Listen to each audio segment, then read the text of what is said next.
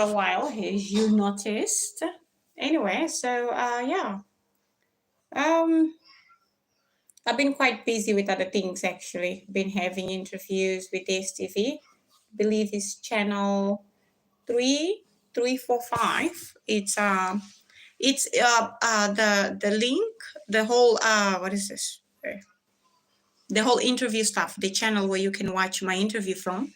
The link is right here on the what is this? Is it a cover page? I forgot the name. Actually, I've been so busy. Is it a cover page? This way you will see where I had an interview with a TV station. Of course, talking about my story, about what I've been through, about encouragement for women around the world, and many other things. So yeah. Yeah, I am so happy to be live here today to catch up a little bit, to actually tell you as well what has been happening. I shot few videos. I just never had enough time to post them. And plus my network sucks. So yeah, I'm still fighting with the network. And yeah, like I said before, this channel we're gonna focus more on me, about what I am going to be doing, about my life, about me, because I believe it's gonna help many people. What I've been through, what I overcame, many people go through the same thing or even worse. Okay, so I believe that sharing more of my story, sharing more of me out there, and show more of me, the story of encouragement, resilience, and self-love. It's what the world needs right now. So hi, I see a few people here. Consider liking this live. It's nice to see you here. Consider commenting as well.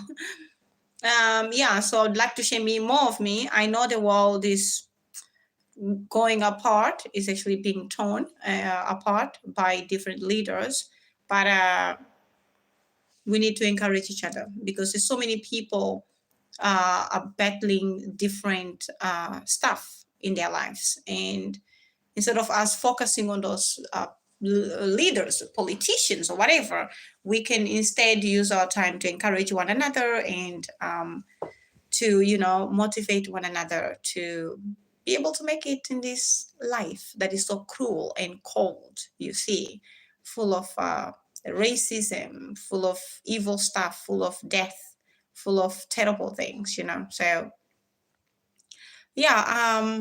Oh, hi Tom, hi, thank you for being here. And yeah, about Mozambique as well, what is happening here in Mozambique. Not much is happening in Mozambique. Venancio Mondlane is never heard of, okay? The guy is being quiet, silent, and is not saying anything. And the people are wishing for a new person. Thank you. Thank you, Ariel. Wishing for a new person to actually come and save them. And things are frustrating in Mozambique. Things are hi, thank you. Things are very different in Mozambique. They're very depressing. At every corner you go, you see police standing there with a firearm. It's a true dictatorship country. You see a police officer standing there ready to shoot at anyone without questions. If they don't like your face, you would just go and meet your maker. Trust me. That's what is happening in Mozambique right now. And yeah, Venancio is not talking. I don't think is his fight over? Absolutely. I think so. Yes, his fight is over. And he mustn't come here and lie to people anymore because his fight is over. And the people have died in vain and the people fought in vain. He's one of those leaders that came here and hyped us up and then dropped us. Just like that. He made millions and became a billionaire in Mozambique through all these monies that people used to send him. And he made a lot of money. Hi, hello. And the people are still stuck in the same ways, old ways, or even worse, because Chapo's government has no money, okay? Chapo's government doesn't have money in it. Chapo is busy lending money. I believe that is 10 billion medical. Is it billion dollar medical? Well, that he lended from the US, but he keeps lying, saying it's 3 billion. It's not. It's 10 billion medical. I did greet you, didn't I? Safia. Yeah, so yeah, guys. Otherwise nothing much really happening. Um, things are as you see it. The world is more focused on Ibrahim Traore, what he's about to do for Africa, the things, the dreams he has for this wonderful continent. And And then, yeah, people are just trying to protect Ibrahim Traore right now. Whoever speaks about Ibrahim Traore is automatically like grabbed and thrown into jail without notice or without even releasing date. Yeah, in Mozambique. It's crazy. So in also Angola, I see that there was a video that was sent by Mohsen Papanalingua that shows that, that side as well. If you speak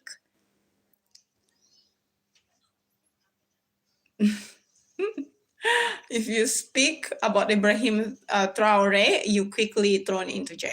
Not supposed to be giving your opinions. Then we also see in South Africa as well. The people, thank you for liking. Thank you. Please consider liking this live. So many people can find them.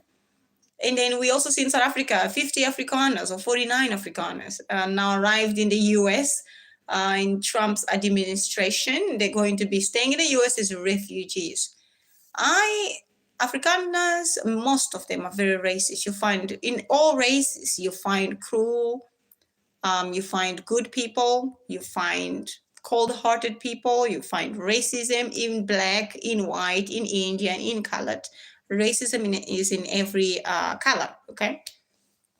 But the Afrikaners that left that had the courage to leave South Africa for what is this for America, I hope they are going to be, sowing what they reaping what they sowed in South Africa. They planted a lot of hatred in form of racism, a lot of death, a lot of horrible things, and that's exactly what they're gonna getting back from. That's exactly what they're gonna get from the U.S. as well. Looks like the U.S. citizens aren't really happy. Aren't really happy for having them there because they're now playing the victim cards. Now, how are you racist and a horrible person, and out of nowhere you switch? Now you're a victim. Oh my God! You know my story. What happened to me? As you see scars on my face. I was burned by an ex-boyfriend. He later on in court, he was playing victim card. This guy actually lied to court. He said I slapped him and I didn't. It I just sat there and I was like, what? Me? They're like, what did she do for you to burn her? He says she slapped me. And then the judge says, where? He couldn't even tell where I slapped him. He was playing now victim. He even played a worse victim that he couldn't even speak English, that he just spoke Afrikaans the whole time. And then he keeps changing his story. This is why he keeps changing it. It's so sad. Even if he tries to stay on the same story, everybody knows it's a lie because we had a camera footage that shows what he did. Anyway. But yeah, it's funny now. It's funny to see evil, cold-hearted people playing a victim card. Pity that South Africa doesn't have this law where they can actually revoke your citizenship, remove your citizenship away from you. They don't have that. Once you're South African, you're forever South African, you'll die South African. They should have removed their citizenship and allowed them to be refugees in America. And then from there, they can go back to their land in the Netherlands, and stay there because, God, I hope they speak English in America because it's not Afrikaans there. It's English. And they're very ignorant and they love to speak their language to the Black South Africans and speak their language to anybody they see instead of speaking in English. It's crazy. So let's see. Americans are not giving them that happy welcome anymore because the whole world knows the history of South Africa. The whole world knows. They know exactly what you did in South Africa. And there's no land grabbing or fighting or even mistreatment, or even there's a genocide against Afrikaners in South Africa. No, listen, being in South Africa for 22 years, crime in South Africa is compulsory. Whether you're white, you're black, you're brown, whatever you are, you go through crime. They will kill you if they feel like the demons, they've pushed them to kill you. They will kill you, or they'll rape, or they'll just rob you and run. They will do anything to you. So this thing of trying to play victim as if they're the only people being attacked in South Africa by criminals is just so stupid and such a low excuse. I think they should just stop it. And anyway, America will find out the hard way as well.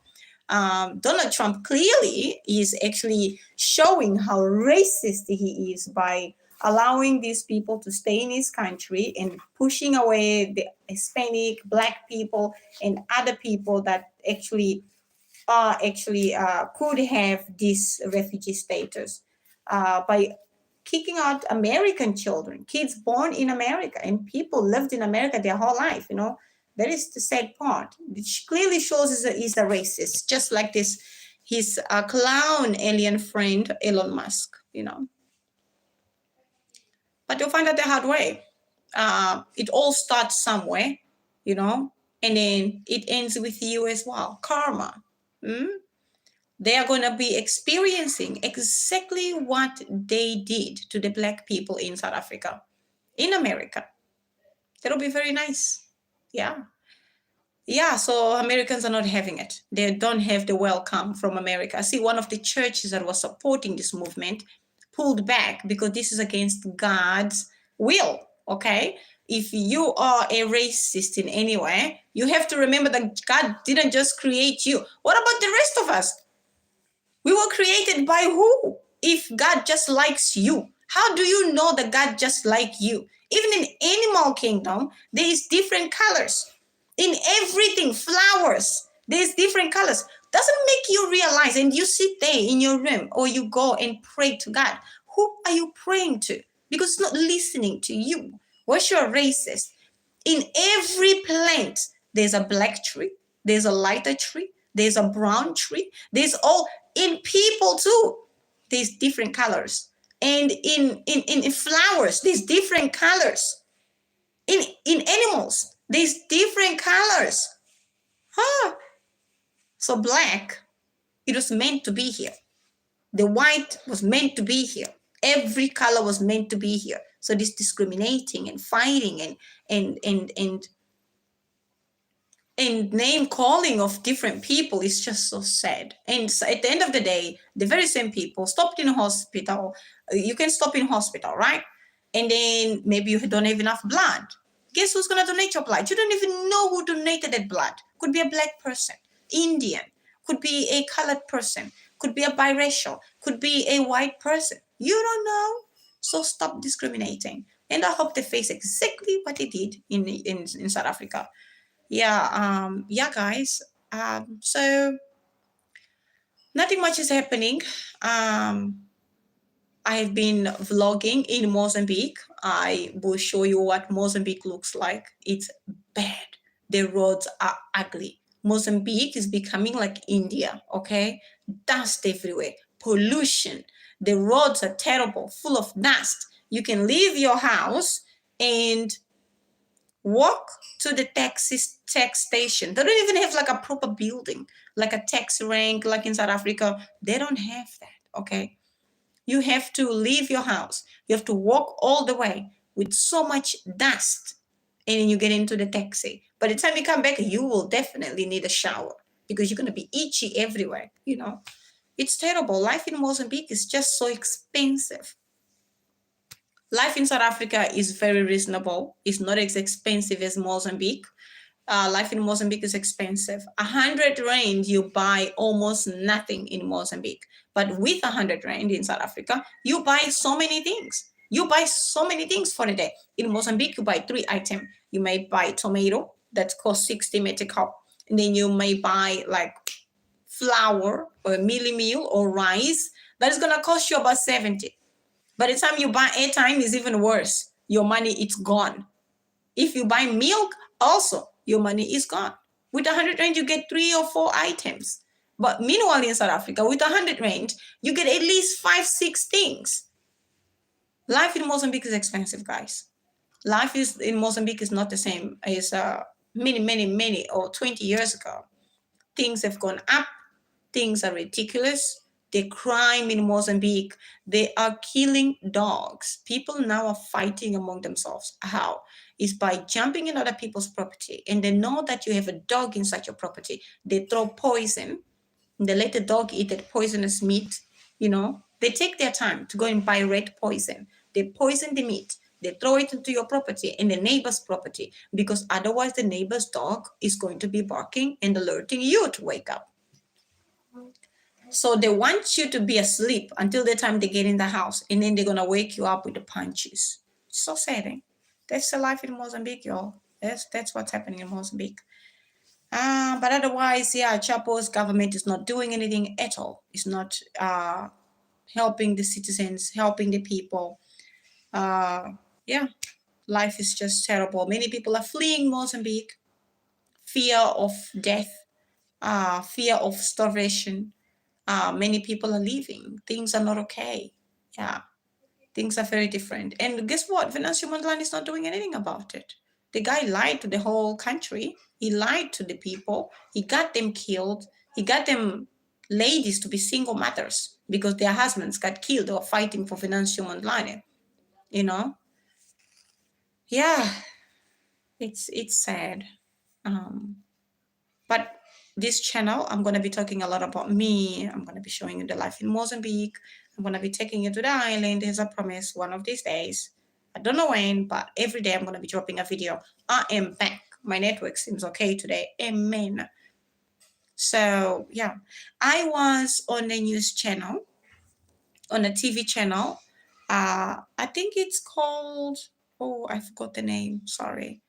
But it's on this thumbnail. You will see the cover page here. Yeah, on Dstv. That's what I'm going to be. I'm going to be on that channel. I was talking more about my experience, what's happening to me, so many people. What I decided to do is that I'm going to vlog more about my life. Oh my gosh. My brother's outside. He's a terrorist. He grabbed the chicken. What? He has a duck. A duck? Yeah, he's holding a duck. This guy. My brother is a terrorist. I can't take you outside. It's very, very dark outside. He brought a duck or something. He grabbed a duck outside. It's crazy. Anyway, yeah, so I'm going to talk more about me, about my life, on how I live my life. Obviously, I'm not like a very strong person. Like, yeah, nothing comes my way, whatever. No. I'm still this person that I still have my days where I feel good about me. I have days where I feel depressed and sad. And of course, I have many wonderful, happy days. So I want to take you through this whole journey of how the recovering of a burnt survivor and how to pick up the pieces on after being burned, after being, as you guys know, I was involved in a domestic violence by an ex-partner. I left him because he was very abusive, and yeah. And so therefore he said to me, if you think you're sexy and beautiful, I'm going to destroy you. And if you think you're going to have, somebody else is going to have you, nobody's going to have you, I'm going to kill you. So he says, I'm going to make you so ugly that nobody will look at you. So, okay. So I want to take you on this journey, and I'll take you through on how I survive, on how I go to about my day on a daily basis, and what I do, and how I do to stay this afloat, to just keep myself together. What do I do? I'm gonna take you through this whole journey, and I believe that's gonna help many people, whether you have scars, or you have so low self-esteem, or you have issues with anything, or issues with yourself, or you don't like you don't like whatever about you. I have scars, and I'll take you through everything. That, or something, or if you also have scars, or something happened to you because of the domestic violence, or something else, or accident, or anything, I wanna I want to take everybody through this journey and uplift you, because I'm not saying that I'm completely uplifted, no, but uplift you, take you on to my little secret. What do I do? And how do I, um, live my life as Ines Antonio? And yeah, I want to do that. I want to do that right. I will start tomorrow. Today I'm just telling you what I should be doing, what is going to be happening to this channel. So consider liking and subscribing to this channel if it's going to be like a motivation to you. And I have my, what is this? A Instagram over here. You can go to my Instagram and follow me, and I'll follow you back. And yeah, let's chat more. It'll be very nice. How I live my life and what motivates me and what keeps me going every single day. And what do I do? Yeah, that's secret, I want you to know it. At the end of the day, you have this one life and you have to make the most of it. At the end of the day, it's all about you. It doesn't matter who says what about you, or a person judging you, or a person trying to even let you down by giving a negative comment. It doesn't matter. Of course, it does hurt you somehow, but if you have enough self love, you have enough encouragement, you have enough uh, stamina in you, you can keep going.